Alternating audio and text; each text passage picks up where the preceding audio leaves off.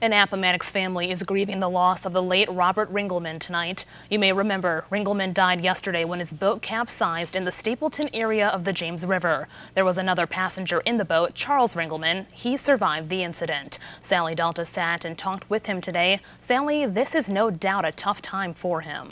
Yeah, Dominique, today Charles and his family went back to the very place that Robert was pulled out of the water. I spoke with him there at the site of the accident, and he didn't want to go on camera, but agreed to tell us what happened firsthand.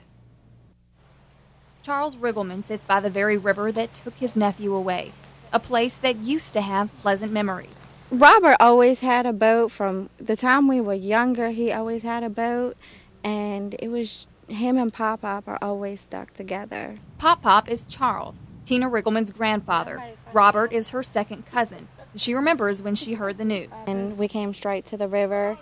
By the time we got here, the ambulance already took Robert, and Pop-Pop was wrapped up in a blanket. 62-year-old Robert Edward Ringelman was in his anchored boat when he stood up to pull the anchor out of the water. While Ringelman was standing, another boat passed by, causing a wake that made him fall out of the boat.